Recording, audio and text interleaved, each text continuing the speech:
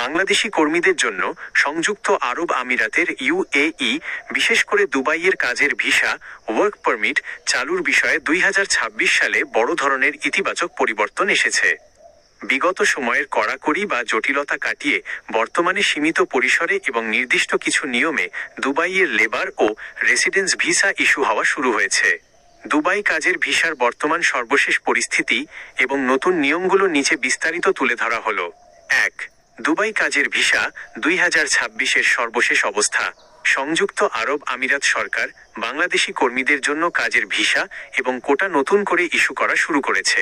তবে আগের মতো যে কোনো সাধারণ বা অদক্ষ কর্মী যে কোনো এজেন্সির মাধ্যমে যাওয়ার সুযোগ কিছুটা সীমিত। বর্তমানে কোম্পানিগুলোর ডিমান্ড বা কোটার ওপর ভিত্তি করে সরাসরি সংযুক্ত আরব আমিরাতের MOHRE, ministry of human resources and emiratisation থেকে কাজের অনুমতিপত্র, ওয়ার্ক পারমিট ছাড়ানো হচ্ছে। 2. কোন কোন ক্যাটাগরির ভিসা হচ্ছে? বর্তমানে সব কাজের ভিসা ঢালাওভাবে না হলেও নির্দিষ্ট কিছু খাতে ভালো রেসপন্স পাওয়া যাচ্ছে। দক্ষ ও কারিগরি পেশা, IT professional, engineer, driver, RTA বা ট্যাক্সি এবং বিভিন্ন টেকনিক্যাল কাজের ভিসা দ্রুত হচ্ছে। কোম্পানি ও labour visa, cleaning company, construction এবং বড় বড় সিকিউরিটি কোম্পানিতে যাদের নিজস্ব সরকারি কোটা বা ওয়ার্ক পারমিট অনুমোদন করানো আছে তাদের ভিসা হচ্ছে। ফ্রিডম বা ফ্রিল্যান্সার ভিসা, যারা নিজস্ব উদ্যোগে ব্যবসা বা ফ্রিল্যান্সিং করতে চান তাদের জন্য ইউএই ফ্রি জোন থেকে ফ্রিল্যান্সার ভিসা চালু রয়েছে। 3.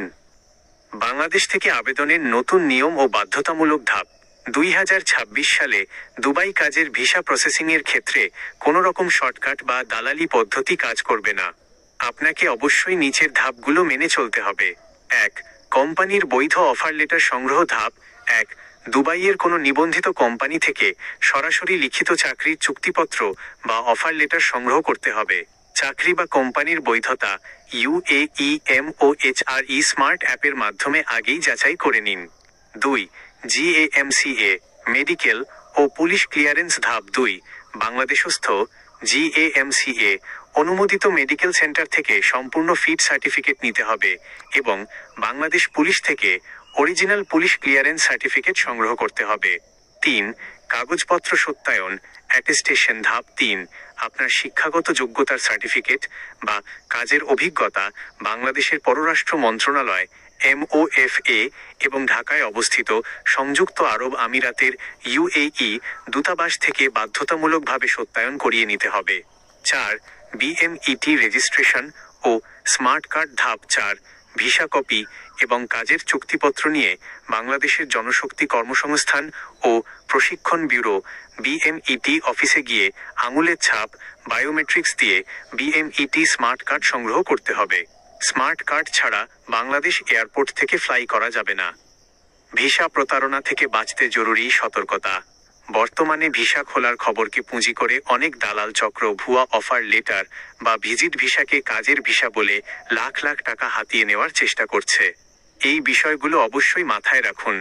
ভিসা ফি সংক্রান্ত নিয়ম।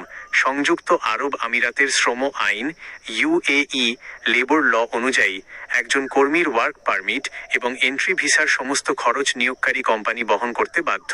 কোনো কোম্পানি বা এজেন্ট যদি ভিসা বাবদ অগ্রিম 2 থেকে 3 লাখ টাকা দাবি করে তবে সেটি ফেক বা ভুয়া হওয়ার সম্ভাবনাই বেশি। ভিজিট ভিসার ফাঁদ। কেউ যদি আপনাকে ভিজিট ভিসায় দুবাই গিয়ে কাজের ভিসায় পরিবর্তন, স্টেটাস চেঞ্জ করে দেব বলে প্রলোভন দেখায় তবে অত্যন্ত সতর্ক থাকুন। কারণ বর্তমানে ভিজিট থেকে কাজের ভিসায় রূপান্তরের নিয়ম অনেক কড়া এবং এর পেছনে অতিরিক্ত জরিমানা বা জটিলতার ঝুঁকি থাকে। আপনার কাছে কি দুবাইয়ের কোনো নির্দিষ্ট কোম্পানির অফার লেটার আছে, নাকি আপনি নতুন করে কোনো এজেন্সির মাধ্যমে আবেদন করার কথা ভাবছেন?